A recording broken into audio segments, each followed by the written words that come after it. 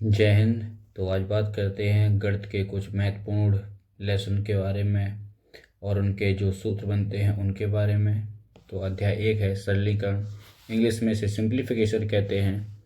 तो इसे सबसे पहले आता है बॉडमॉस। बॉडमॉस क्या होता है? Bracket of divide multiply add and subtraction. ठीक है, इस बॉडमॉस नियम को अच्छे से समझते हैं। बात करते हैं पहले रेखा कोष्ठक क्या होते हैं उनको समझते हैं।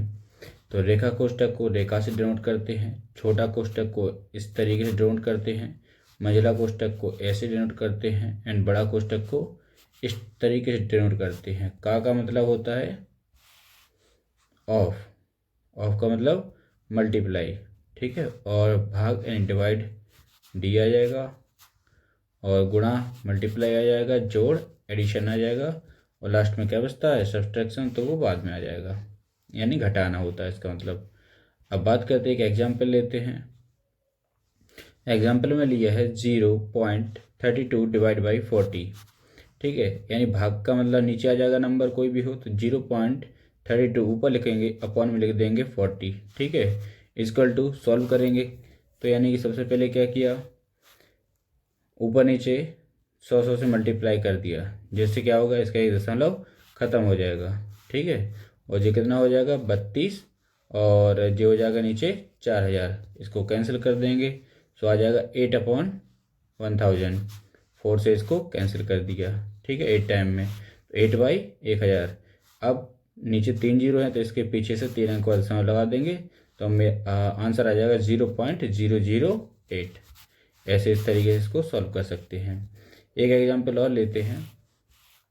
इसमें लिखा है कि 4/5 डिवाइड 7/15 का 8/9।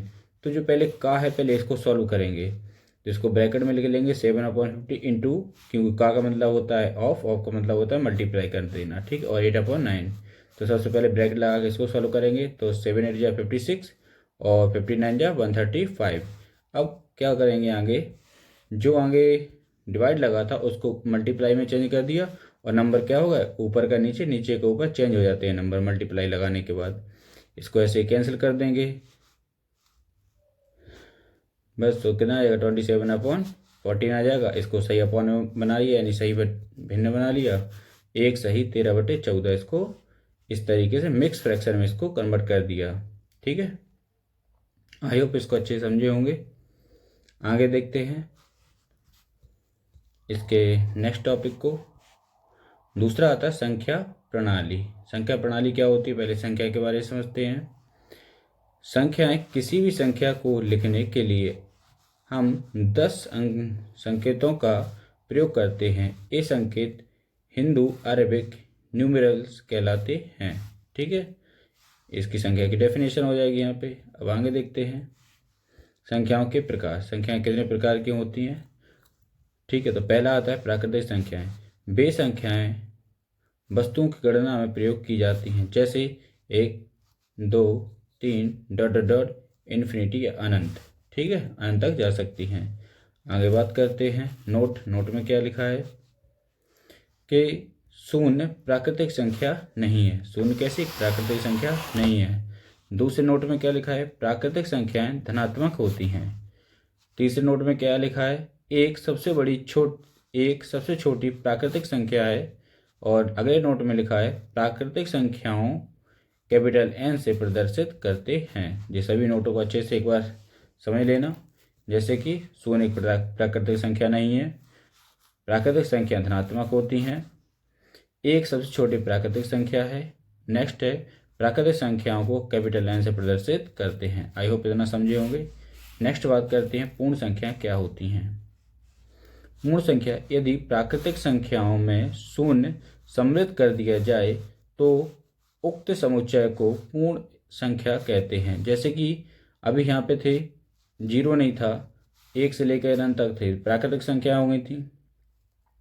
ठीक है, अब इसको पूर्ण में 0 भी आगे लगाना पड़ेगा, तो यह पूर्ण संख्या कहलाएंगे। तो 0 1 2 3 डॉट डॉट अनंत या इन्फिनिटी। ठीक है, आगे बात करते हैं नोट में क्या लिखा है। n डब्ल्यू से प्रदर्शित करते हैं। ठीक है, इन्हें W से प्रदर्शित करते हैं। तीसरा देखते हैं पूर्णांक क्या होते हैं, इंटीजर्स बोलते हैं जिसे। इसको देखते हैं कि प्राकृतिक संख्याओं में ऋणात्मक संख्याओं को मिलाने पर प्राप्त होती है। तो प्राकृतिक संख्याओं में ऋणात्मक संख्या को मिलाने पर प्राप्त होती है, जैसे कि इन्हें कहते हैं पूर्णांक। -3, -2, -1, फिर 0 आ जाएगा, फिर 1, 2, 3। तो जब ऐसे लिख देते हैं तो इन्हें कहते हैं पूर्णांक। ठीक है, अब आगे देखते हैं। नेक्स्ट है पॉइंट, सम संख्याएं क्या होती हैं। सम संख्या को अच्छे समझेंगे कि 2 से विभाजित हो जाती हैं, अर्थात संख्या के अंत का अंक क्या हो, 0 हो, 2 हो, 4 हो, 6 हो, 8 हो से शुरू होता है। ठीक है, 2, 4, 6, 8, 10 आदि। ठीक है, तो हम क्या कहें ना, हम सम संख्या कहते हैं जो 2 से डिवाइड हो जाती हैं। नेक्स्ट है विषम संख्या क्या होती हैं। 2 से विभाजित नहीं होती, जैसे कि 1, 3, 5, 7, 9, 11 और 13 आदि। ये वे संख्याएं हैं जो 2 से विभाजित नहीं होती हैं। अगली बात करते हैं भाज्य संख्या क्या होती हैं, कि इन संख्याओं का एक व स्वयं के अतिरिक्त कम से कम एक गुणन होता है, जैसे कि 4 और 12, 16 और 21 आदि। 4 का क्या हो जाएगा, 1, 2, 2, 1, 2, 2, इसके गुणनखंड हो जाएंगे।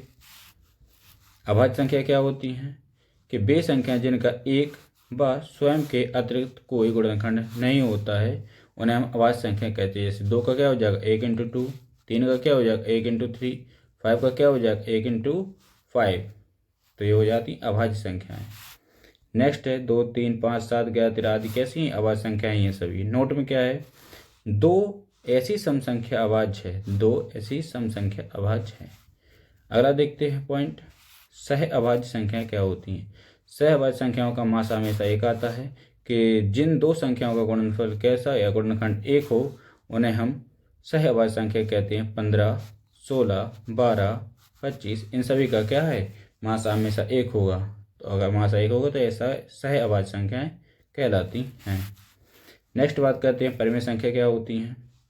तो वे संख्या जिन्हें P/Q कहने का मतलब है कोई नंबर A/B या P/Q या X/Y के द्वारा व्यक्त किया जा सके, उसे हम कहते हैं परिमेय संख्याएं, जो Q बराबर ≠ 0, Q का मान 0 इसमें नहीं होता है। जैसे एग्जाम्पल 3/5, 7/9। तो ये क्या है, सभी परिमेय संख्याएं हैं।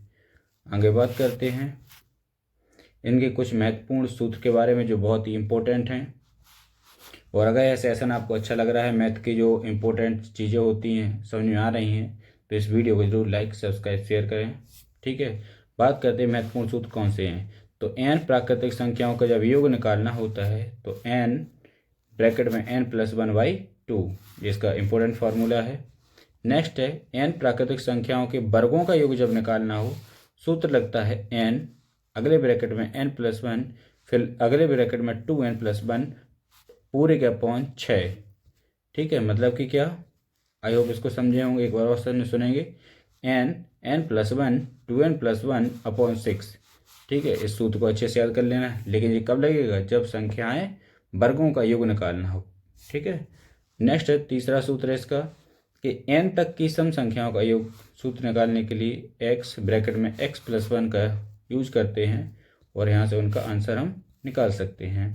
अगला है लगातार n विषम संख्याओं का योग निकालना हो, उसके लिए n² लगा देते हैं। x के n तक के पहाड़ों का जब योग निकालना हो तब हम xn ब्रैकेट में n+1 पूरे के बटे 2 लगा देते हैं। ठीक है, अगला देखते हैं a व b के बीच परिमेय संख्या जब निकालना हो तो ak+b अपॉन k+1, जहाँ k बराबर कितना मान है, 1 मान दिया हो। ठीक है, तब यह सूत्र इसका लगा देंगे। अगर दोस्तों आपको यह टॉपिक अच्छा लगा है, इसमें हमने 2 टॉपिक कंप्लीट करे हैं। एक में बताया गया है आपके किसके, एक में बताया गया संख्याओं के बारे में, यानी संख्या प्रणाली के बारे में बताया गया है। ठीक है, अगर यह वीडियो आपको अच्छा लगा है तो इस वीडियो को जरूर लाइक, सब्सक्राइब, शेयर करें। और इसका पहला टॉपिक था सरलीकरण, सिंप्लीफिकेशन। ठीक है, अगर यह अच्छा लगता है वीडियो तो इसका दूसरा पार्ट भी जल्दी आ जाएगा, इसमें भिन्नों के बारे में बताया जाएगा। Thank you. जय हिंद।